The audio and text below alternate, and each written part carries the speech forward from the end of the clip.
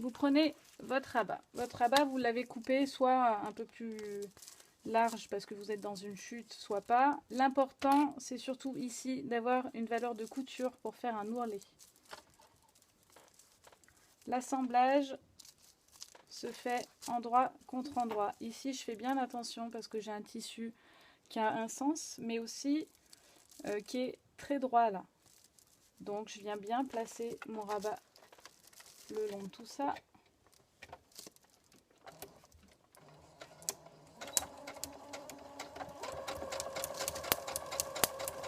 Et je pique à 1 cm tout le long. Je vérifie qu'il soit bien droit au niveau de la position, l'écriture.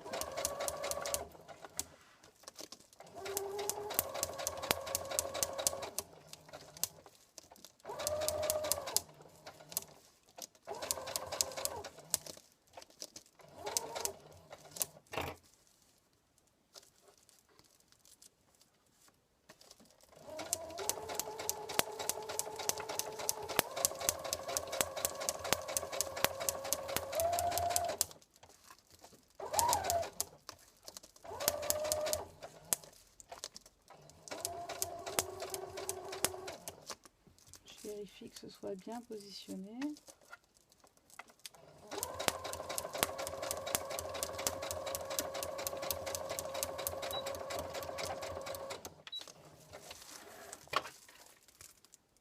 Je coupe mes fils.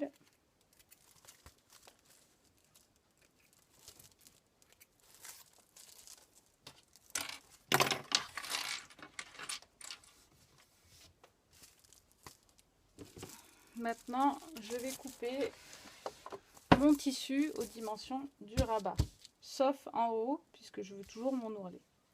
Donc je viens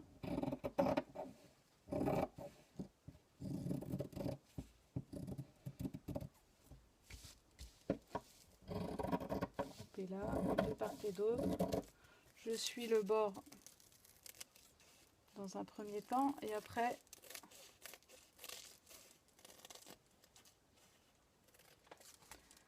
vous allez venir couper un peu plus court dans l'arrondi pour faciliter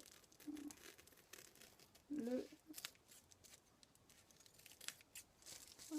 retournement du rabat, pour que ça fasse quelque chose de joli. Voilà, vous laissez 3-4 mm. Sur les longueurs, vous pouvez laisser comme ça. Donc, vous retournez votre rabat.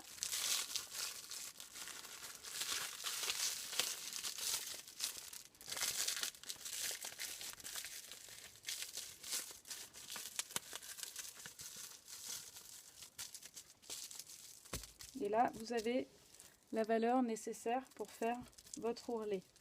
Donc, pliez 2 fois, ici et là. Ça fera une jolie finition. Je vous montrerai comment on va faire pour les côtés. On va passer à cette étape. Vous prolongez bien en grattant là le centimètre de valeur de couture. Vous venez replier une première fois et une deuxième fois pour votre ourlet.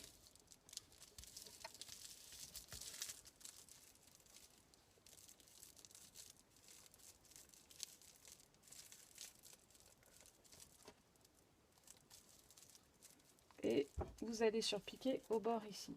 Pour la gestion du pli là, vous poussez vos valeurs de couture à l'intérieur.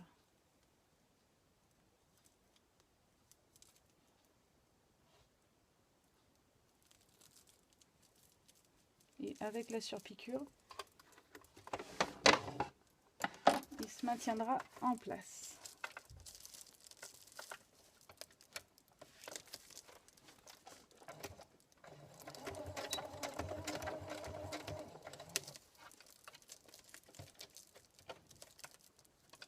Si vous avez un tissu qui se détend comme le mien, vous le placez pour qu'il soit toujours à la même distance au niveau de l'ourlet, sans que ça plisse.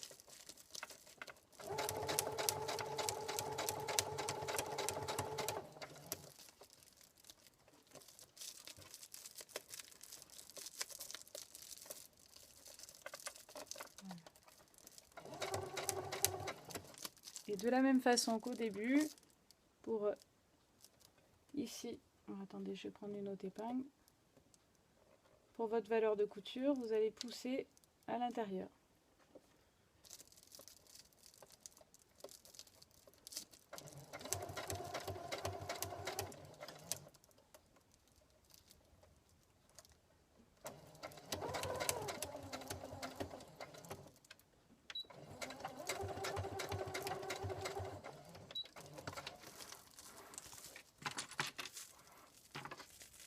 Coupez vos fils au début et à la fin.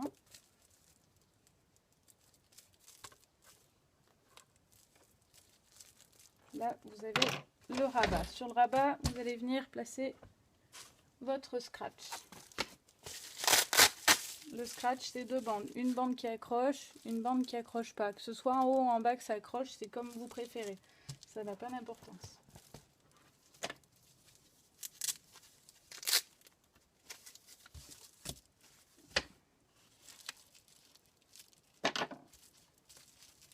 Vous venez placer votre scratch dessus. Vous le coupez moins large que votre rabat. Ici, vous pouvez enlever les coins pour l'arrondir, ce sera plus joli.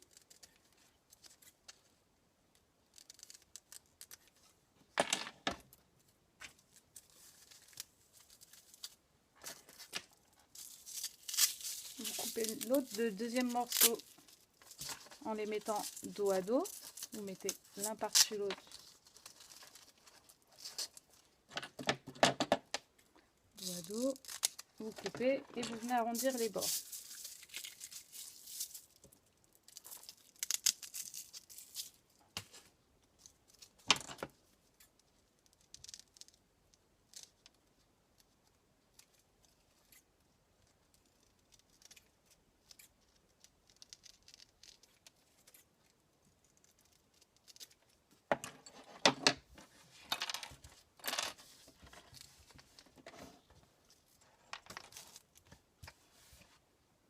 Donc vous placez votre scratch au bord, régulièrement à la même distance, et vous allez venir le surpiquer tout autour. Alors j'ai choisi de le surpiquer aussi sur le coton. J'aurais pu juste le surpiquer sur cette surface isolante. Le souci, c'est que sur du long terme, comme elle est plutôt fragile, le coton va solidifier le tout. C'est mieux de poser sur les deux épaisseurs.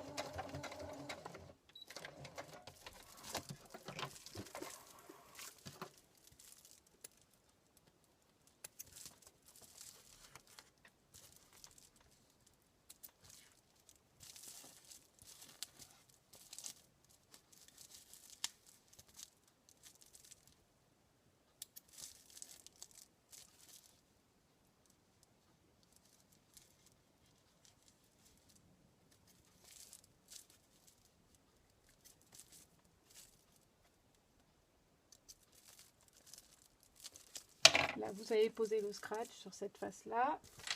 Maintenant, il va falloir, sur cette face-là, poser le scratch. Donc, vous allez choisir votre devant, votre dos. Ça n'a pas d'importance, c'est la même chose. Mais si, par exemple, vous avez glissé ou vous avez un petit pli qui s'est formé, vous placerez le rabat du côté du petit pli. Donc, vous allez venir placer votre scratch du côté le plus joli. Donc là, ça ne change rien. Vous repérez votre milieu. qui est ici. Vous repérez votre milieu de scratch et vous allez installer le scratch milieu sur milieu. Et vous allez venir le surpiquer.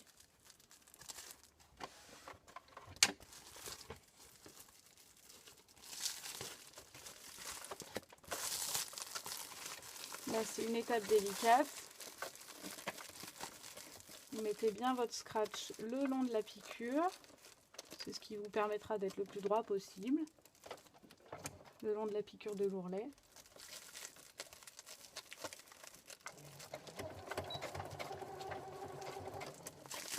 Vous tendez votre tissu au fur et à mesure.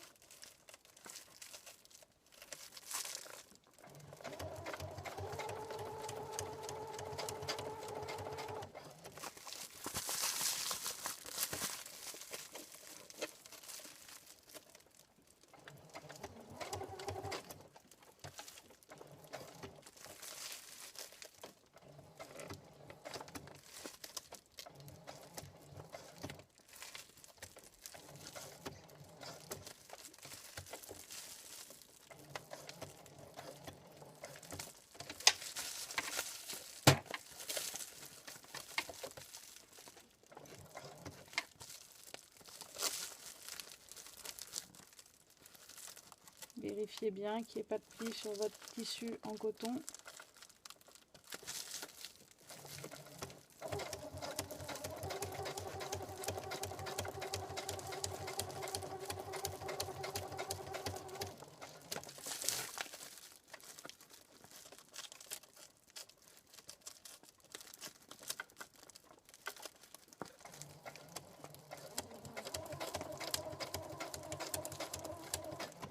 C'est pas l'étape la plus facile.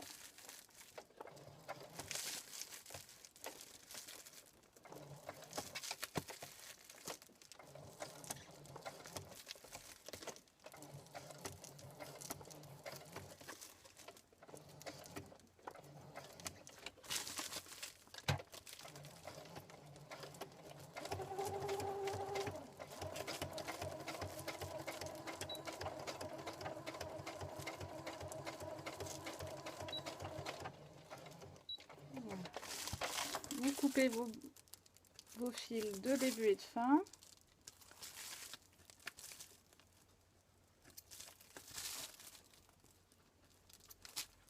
Et là, vous allez poser votre scratch. Sur cette partie, le scratch c'est fait. Et maintenant, il va vous rester à poser le rabat. Donc en face, vous repérez toujours votre valeur de couture, le milieu, et vous allez venir poser votre rabat. Donc prenez comme repère la distance de scratch pour le placer à la même distance. Vous allez venir installer l'ourlet du rabat sur l'ourlet du lunch en bas et vous allez faire une surpiqûre à quelques millimètres de votre ourlet et revenir là, ça va le fixer. Donc c'est minutieux aussi, il faut prendre son temps.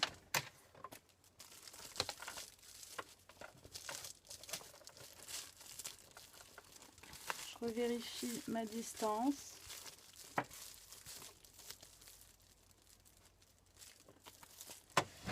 Je vais vous montrer si vous voyez bien. Ici vous voyez que mon scratch il est à 2 cm de ce côté et ici à 2 cm aussi. Donc c'est que mon rabat est bien placé. Si vous vous placez comme ça, votre rabat il n'est pas bien placé. Donc je le replace équitablement. Vous pouvez mesurer aussi, hein. C'est une très bonne technique, ça marche très bien. Hop. Donc vous tenez bien le début, vous faites un peu de place pour les premiers points et après vous ferez au fur et à mesure.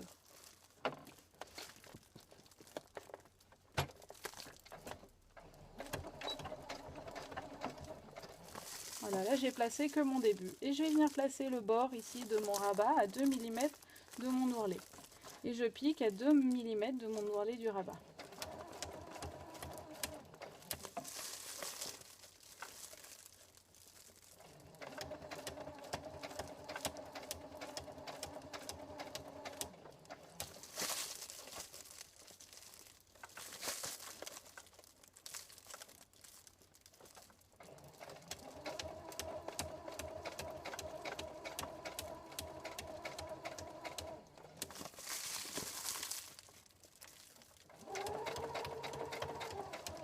Je fais un point d'arrêt de renfort sur le côté.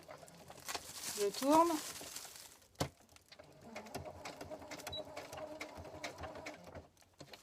Et je viens faire mon retour. Hop.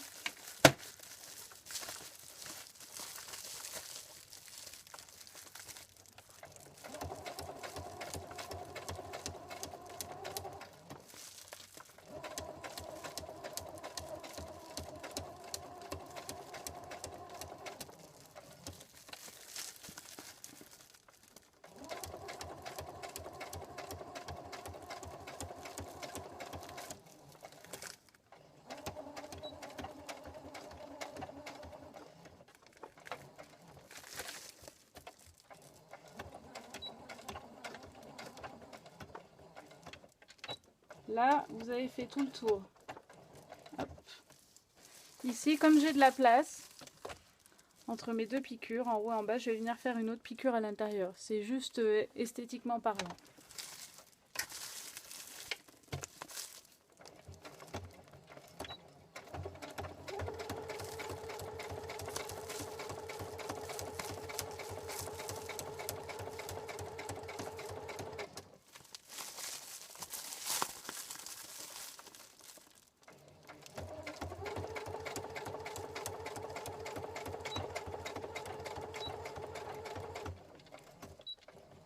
Point d'arrêt de fin de piqûre.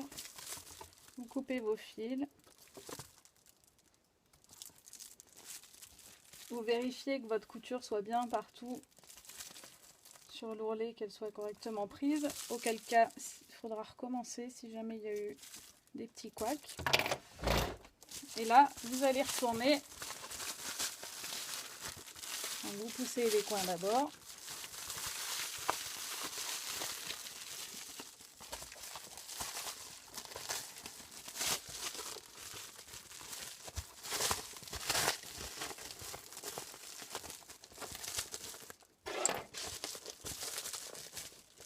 Vous les poussez. Et là, vous avez votre lunch bag qui est terminé. Pour le fermer, vous appuyez dessus et vous venez mettre le rabat